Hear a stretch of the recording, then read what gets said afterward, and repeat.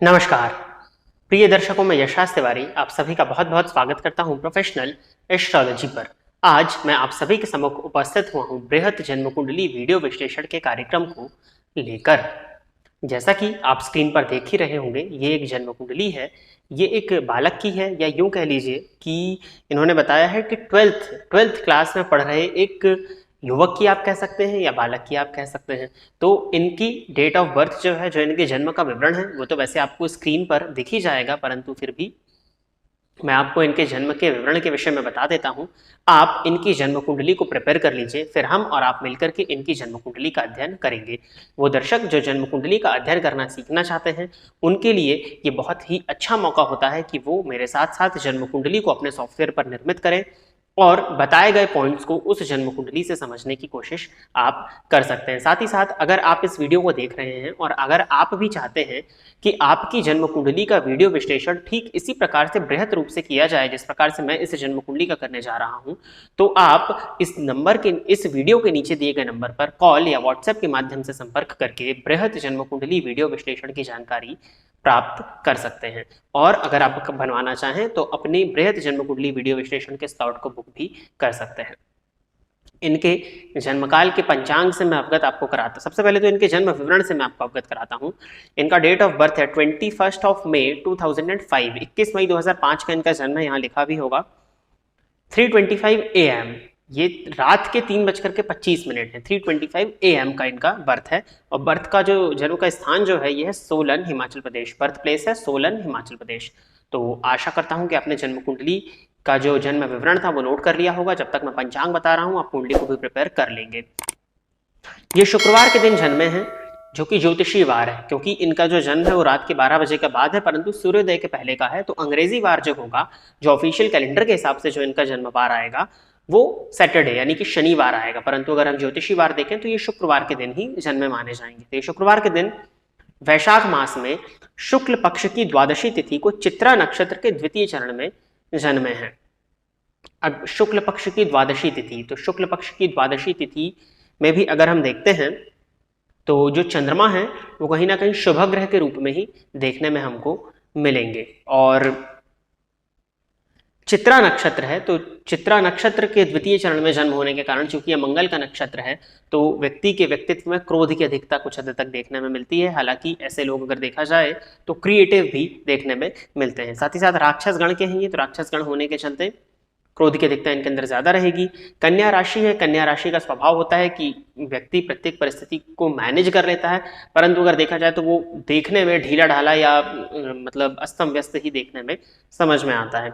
और कन्या राशि जो है ये भूमि तत्व की राशि है। बुध इस राशि के राशिश बनते हैं और कुंडली इनकी बनती है मीन लग्न की। जल तत्वीय लग्न और भूमि तत्वीय राशि, तो इसको कॉम्बिनेशन को अच्छा माना जाएगा। लग्नेश और राशिश आपस में मित्र नहीं है, परंतु फिर भी क्योंकि तत्वतः दोनों के बीच में अगर देखा जाए तो अच्छी मैचिंग बन रही है, जिसके चलते ये तत्व इन दोनों का जो है जल तत्वीय लग्न और भूमि तत्वीय राशि, इसको हम मैच कर सकते हैं। अब इस जन्म कुंडली की तरफ आते हैं। मीन लग्न की जन्म कुंडली है। मीन लग्न यानी कि मछली का चिन्ह इस लग्न में इस राशि को दिया हुआ है। तो मीन राशि इनके लग्न में है, तो इनकी लग्न जो है वो मीन मानी जाएगी। अब इनका जो मन है वो हमेशा भटकता रहेगा। मन का भटकाव इनकी जन्म कुंडली में मुझे दिखाई दे रहा है और ये आजीवन ये स्थिति बनी रहेगी, क्योंकि उसके पीछे दूसरा कारण सिर्फ लग्न नहीं है, लग्न में राहु जाकर के बैठे हुए हैं। तो लग्नगत राहु व्यक्ति के व्यक्तित्व को भ्रमित कर देते हैं, व्यक्ति को क्रोधी बना देते हैं। हालांकि लग्न में राहु होने के बहुत से पॉजिटिव पॉइंट्स भी है, जो कि मैंने शॉर्ट्स वीडियो में कई बार बताए हैं या कुंडली अध्ययन के कार्यक्रम में, कि ऐसा व्यक्ति समाज में पकड़ रखने वाला, तिकड़मी, जुगाड़ू प्रवृत्ति का होता है। परंतु लग्नगत राहु है और कुंडली मीन लग्न की है, तो व्यक्ति का जो मन है वो काफी ज्यादा भटकता रहेगा। मन में काफी भटकाव रहेंगे, काफी कंफ्यूजन रहेंगे, काफी भ्रम रहेंगे, दूसरों की बातों में आ जाने की स्थिति भी इस कुंडली में देखने में आती है। लग्नपति बनते हैं गुरु, जाकर के सप्तम भाव में वक्री होकर के बैठे हुए हैं और लग्न पर अपनी दृष्टि डाल रहे हैं। तो लग्नेश का लग्न को देखना लग्न को बल प्रदान करेगा, और गुरु की दृष्टि लग्न पर हो तो व्यक्ति के व्यक्तित्व को भव्य बना देते हैं। व्यक्ति की महत्वाकांक्षाएं अधिक होती हैं। वैसे भी राक्षस गण के हैं तो महत्वाकांक्षाएं होंगी, और चीजों को पाने की जो चाहत होती है वो भी होगी, और उसको पाने के लिए जो एफर्ट्स करने चाहिए वो भी इनके अंदर होने चाहिए। मीन लग्न के चलते कुछ हद तक आलस्य भी देखने में मिलेगा, परंतु लग्नेश लग्न को देख रहे हैं और गण राक्षस है तो उसमें काफी हद तक कमी आ जाएगी। द्वितीय भाव में मेष राशि बनी हुई है, द्वितीय पति बनते हैं मंगल जो कि जाकर के 12वें भाव में बैठे हुए हैं। नवमांश कुंडली में वो स्वराशि के हैं, परंतु द्वितीय पति मंगल जाकर के 12वें भाव में बैठे हैं। धनपति का जाकर के 12वें भाव में बैठना बिल्कुल भी ठीक नहीं माना जाता और ये धन के संचयन में कमी को प्रदर्शित करता है। अतः इनको धन को संचित करने का प्रयत्न करना तो चाहिए, या किसी पेरेंट्स के नाम पर जब तक शादी नहीं हो जाती और ये कमाने लगते हैं तो वहां पर इनको अपने धन को संचित करके रखना चाहिए। हालांकि अभी इनकी उम्र छोटी है और धन इत्यादि की स्थिति नहीं है, फिर भी लेकिन धनपति का 12वें भाव में जाना धन संचित नहीं होने देता। पराक्रम भाव में इनकी कुंडली में सूर्य और शुक्र की युति बनी हुई है, जहां पर शुक्र स्वग्रही है और चलित चक्र को जाकर के देखा जाए तो सूर्य द्वितीय भाव का यानी कि अपनी उच्च राशि का फल दे रहे हैं। तो पराक्रम भाव में सूर्य हमको दिखाई पड़ रहे हैं, तो पराक्रम भाव में सूर्य का होना व्यक्ति को पराक्रमी बनाता है और पराक्रमपति के पराक्रम भाव में होने के चलते व्यक्ति मेहनती भी होगा, और राक्षस गण है तो मेहनती तो वो होना ही चाहिए, तो ये चीज ठीक है। चतुर्थ पति जाकर के धन भाव में बैठे हुए हैं, इसको भी श्रेष्ठ माना जाता है। भूमि भवन और वाहन के सुख व्यक्ति को प्राप्त हो जाता है, परंतु चतुर्थ भाव में शनि आकर के बैठे हुए हैं और अकेले हैं, जो कि व्यक्ति के बुढ़ापे को कष्टप्रद बनाते हैं और माता के स्वास्थ्य में परेशानी का कारण भी बन जाते हैं। पंचम पति चंद्रमा बनते हैं जाकर के सप्तम भाव में बैठे हुए राहु की दृष्टि से दृष्ट। हालांकि गुरु के साथ गजकेसरी योग का भी निर्माण कर रहे हैं तो शिक्षा अच्छी खासी हो जाती है, लेकिन पंचम पति के सप्तम भाव में जाना कहीं ना कहीं शिक्षा में भी अप्स एंड डाउन देखने में आते हैं। षष्ठपति सूर्य बनते हैं, पराक्रम भाव में बैठे हुए हैं, जाकर के धन भाव का फल दे रहे हैं। फलस्वरूप ऐसा व्यक्ति पराक्रमी तो होगा, रिस्क लेने वाला भी होगा, परंतु ऋण इत्यादि लेने की रिस्क ना ले। अगर ये ऋण लेता है तो ऋण में धन के फंसने की या नुकसान होने की संभावनाएं ज्यादा बनेंगी। तो जब इनकी उम्र बढ़ेगी इनको ऋण इत्यादि से बचना चाहिए। मंगल की दृष्टि पड़ रही है तो ऋण देना तो बिल्कुल भी नहीं है, और अगर वाहन इत्यादि चलाते हैं तो शनि मंगल की संयुक्त दृष्टि षष्ठ भाव पर है, तो चोट चपेट की दुर्घटना भी घटित हो सकती है, तो उससे भी इनको बच करके रहने की आवश्यकता बनती है। सप्तम भाव में 3 ग्रहों की युति है, जहां गुरु चंद्रमा और केतु बैठे हैं। चंद्र केतु की युति बिल्कुल करीबी अंश पर बनी हुई है, एक ही अंश पर लगभग 4 विकला का अंतर है दोनों में।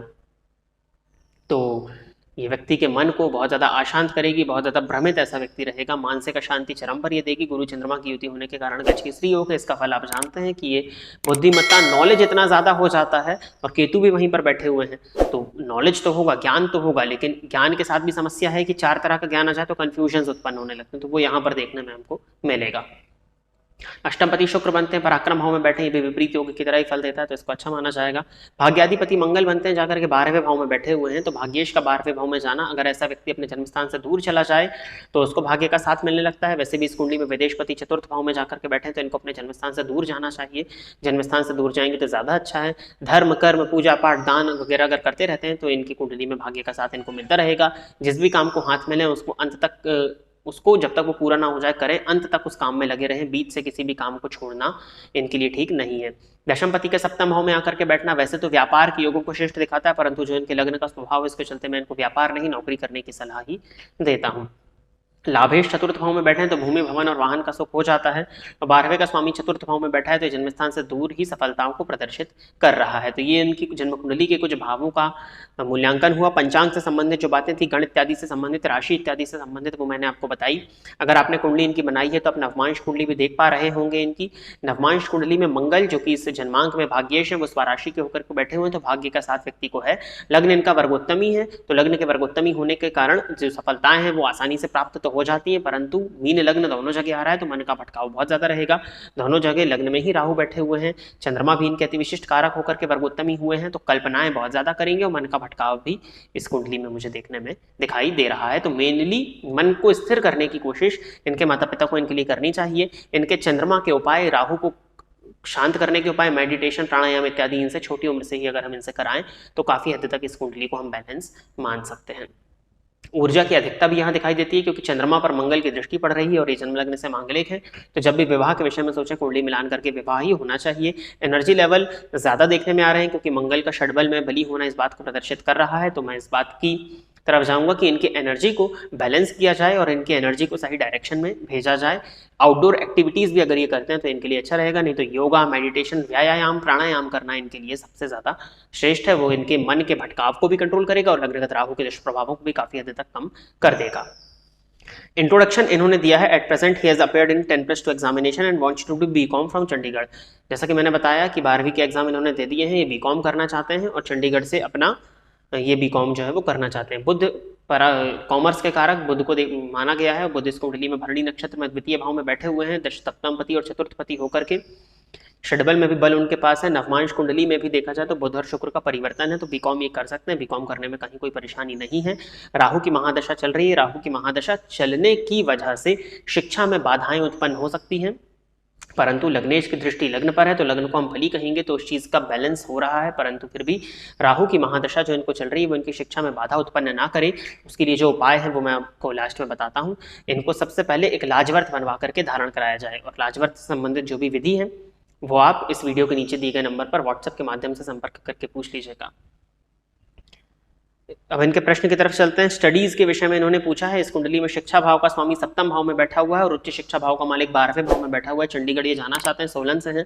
मुझे लगता है शिक्षा इत्यादि की स्थिति इस जन्म कुंडली में ठीक है, परंतु राहु की महादशा होने के चलते औसत दर्जे की शिक्षा ही डिग्रीज हो जाती हैं, ज्ञान जो उससे जो चीजें सीखनी होती हैं, स्किल्स में कमी आ जाती है। तो राहु की महादशा होने के चलते स्टडी को मैं एवरेज ही कह रहा हूँ, परंतु फिर भी लग्नेश और पंचमेश की युति सप्तम भाव पर है और इन दोनों की दृष्टि लग्न पर है, तो व्यक्ति बुद्धिमान तो होता है, वाइज तो होता है, विजडम तो रहती है। और फिर भी ओवरऑल अगर एक वर्ड में कहा जाए तो शिक्षा को मैं ठीक कहूंगा, ना बहुत अच्छा ना बहुत बुरा। बहुत अच्छा इसलिए नहीं कह रहा हूं क्योंकि राहु की दशा है, और बहुत खराब इसलिए नहीं कह रहा हूं क्योंकि लग्न पर लग्नेश की दृष्टि पड़ रही है और गजकेसरी योग होने के चलते शिक्षा को आप ओवरऑल ठीक समझ सकते हैं। जॉब, बिल्कुल इनको जॉब में ही जाना चाहिए।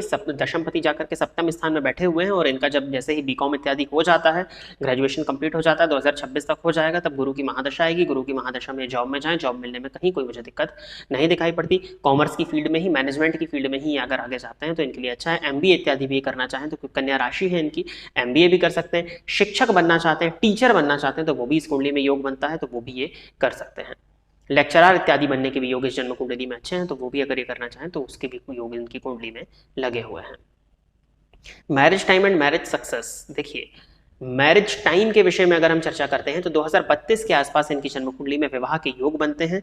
उस समय पर जो इनकी उम्र होगी वो मुझे लगता है 27-28 साल होनी चाहिए, तो 2032 के लगभग में विवाह के योग बनेंगे। जन्म लगने से और जन्म लगने से ही मांगलिक है, चंद्र लगने से तो नहीं है। जब भी इनका विवाह हो बाकायदा कुंडली मिलान करके विवाह होना चाहिए। मैरिज सक्सेस होने की आप बात कर रहे हैं, सप्तम पति जाकर के द्वितीय भाव में बैठे हैं, जो कि अपने घर से षडाष्टक योग लगा रहे हैं। सप्तम भाव में गुरु चंद्रमा केतु की युति पर मंगल की दृष्टि का पड़ना, अगर बिना कुंडली मिलान किए इनका विवाह होता है तो दाम्पत्य जीवन में परेशानियां हैं, मैरिज लाइफ बहुत अच्छी नहीं दिखाई पड़ रही है। शुक्र इस कुंडली में स्वराशि के हैं। नवमांश कुंडली में देखा जाए तो दिग्बली है, हालांकि वहां भी वो शनि के साथ बैठे हुए हैं।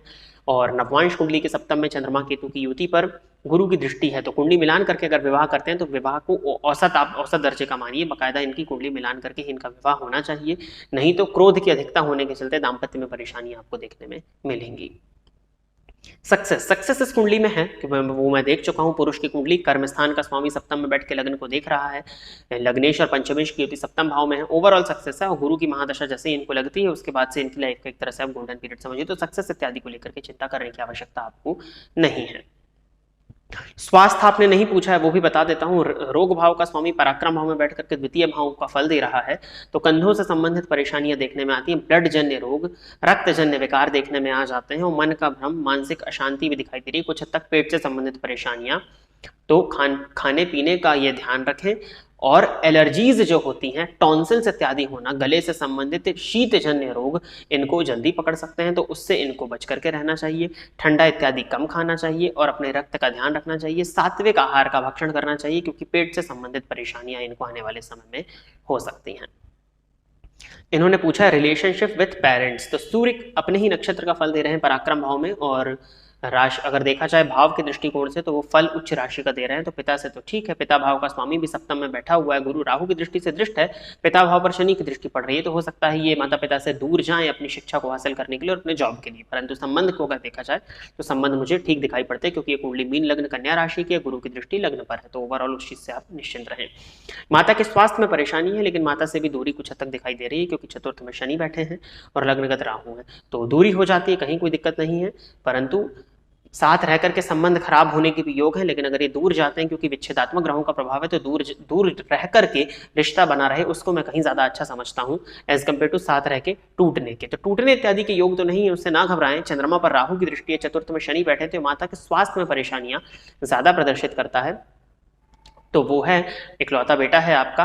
तो अब आपको भी लगेगा कि दूर जाएगा तो परेशानी होगी, परंतु इनके स्वयं के मेंटल पीस के लिए, इनके स्वयं के विकास के लिए इनका जन्मस्थान से दूर जाना ज्यादा अच्छा है। फिर आगे जाकर के जब इनकी जॉब इत्यादि हो जाता है, गुरु की दशा आ जाती है, सफल हो जाते हैं, तो माता पिता भी चाहें तो जाकर के साथ में रह सकते हैं। तब तक आप भी, जो इनके पिता हैं वो आप भी रिटायर हो जाएंगे, तब तक आप फिर जाकर के साथ में रहें, तो उसमें कहीं कोई दिक्कत मुझे नहीं दिखाई पड़ती। ओवरऑल रिलेशनशिप विद पेरेंट्स में एवरेज कहूंगा, ठीक ठाक है। अब थोड़ा बहुत कला तो सभी जगह होता है, तो वो रहेगा ही रहेगा।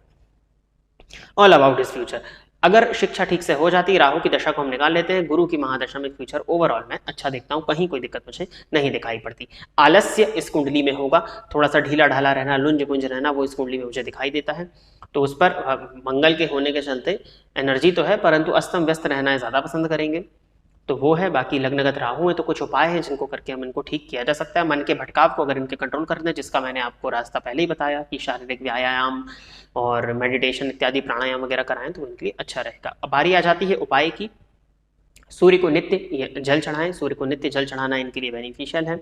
और ओम घड़ी सूर्याय नमः, इस मंत्र का अगर ये स्वयं से जाप कर सके तो ये भी इनके लिए बहुत अच्छा होगा। अन्यथा सूर्य भगवान को जल चढ़ाने के बाद 11 या 21 बार इनसे ओम घड़ी सूर्याय नमः इस मंत्र का आप जाप कराने की आदत अभी से डाल दीजिए। सोमवार के दिन शिव जी के मंदिर में जाकर के शिवलिंग पर दुग्ध अर्पित करें और उसके बाद जल अर्पित करें, वो भी उपाय इनके लिए बेनिफिशियल मैं देखता हूँ। शिव जी इनके इष्ट देवता बनते हैं, तो नित्य शिव पंचाक्षर स्तोत्र का पाठ इनके द्वारा स्वयं से होना चाहिए। मंगलवार और शनिवार के दिन इनको आप हनुमान जी के मंदिर में लेकर के जाइए, वहां पर बैठा करके हनुमान चालीसा का इनसे पाठ कराइए और हनुमान जी की 3 परिक्रमा कराइए, ये करना भी इनके लिए बेनिफिशियल होगा। लाजवर्त बनवा करके तुरंत धारण कराइए। और राजवर्त से संबंधित जो आपको जानकारी चाहिए, रत्न से संबंधित, तो आप इस वीडियो के नीचे दिए गए नंबर पर व्हाट्सएप के माध्यम से संपर्क करके उस जानकारी को प्राप्त कर सकते हैं। किसी भी जेमस्टोन की तरफ अभी मैं नहीं जा रहा हूं, जब उम्र बढ़ेगी तब हम जेमस्टोन पर विचार करेंगे, परंतु अभी बिल्कुल भी जेमस्टोन की तरफ यहाँ पर जाने की जरूरत नहीं है। तो इतने ही कुछ आपके प्रश्न थे। आशा करता हूं कि आपको आपके प्रश्नों के जवाब मिल गए होंगे। आपके पुत्र को भी जो गाइडेंस चाहिए था वो गाइडेंस इस जन्म कुंडली के अध्ययन से प्राप्त हुआ, ऐसी मेरी आशा है। वो दर्शक जो इस कुंडली को देख रहे हैं और अगर आप भी इस जन्म कुंडली के विषय में कुछ कहना चाहते हैं या कोई उपाय जो इस बालक से कराया जाए तो इसकी लाइफ को हम और स्मूथ बना सकते हैं, वो आप कमेंट सेक्शन में दे सकते हैं। ये वीडियो देखेंगे तो कमेंट्स को भी पढ़ेंगे ही पढ़ेंगे। अगर आप भी चाहते हैं कि आपकी जन्म कुंडली का बृहद वीडियो विश्लेषण ठीक इसी प्रकार से किया जाए, तो आप इस वीडियो के नीचे दिए गए नंबर पर कॉल या व्हाट्सएप के माध्यम से संपर्क करके बृहद जन्म कुंडली वीडियो विश्लेषण की जानकारी प्राप्त कर सकते हैं। एक उपाय अगर आपका बेटा करे तो मैं यही कहना चाहूंगा कि गणेश जी के मंदिर में भी इनको ले जाया जाए, या फिर घर में ही गणेश जी का मंत्र ओम गंग गणपतये नमः या संकट नाशक गणपति स्तोत्र का पाठ इनसे कराया जाए। मंत्र जाप करें तो 1 माला से ही अभी आदत डलाइए, और अगर स्तोत्र पढ़ते हैं तो 3 पाठ आप संकट नाशक गणपति स्तोत्र के इनसे अगर रोज कराएंगे तो वो भी राहु की दशा को बहुत हद तक कमजोर, तो राहु की महादशा से संबंधित दुष्परिणाम को बहुत हद तक कमजोर तो कर ही देगा। तो आज के लिए बस इतना ही रखते हैं। और अगर जैसा मैंने बताया कि आप कमेंट कर सकते हैं इस जन्म कुंडली के संबंध में इस वीडियो के कमेंट बॉक्स में। आज के लिए बस इतना ही। नमस्कार। फोन पर बात करके कुंडली दिखाने के लिए एवं ज्योतिष से संबंधित अन्य सर्विसेज के लिए आप स्क्रीन पर दिए गए नंबर पर कॉल या व्हाट्सएप कर सकते हैं। साथ ही साथ अब आप मेरे अकाउंट को फेसबुक और इंस्टाग्राम पर भी फॉलो कर सकते हैं, जिसका यूजर नेम आपकी स्क्रीन पर दिया हुआ है।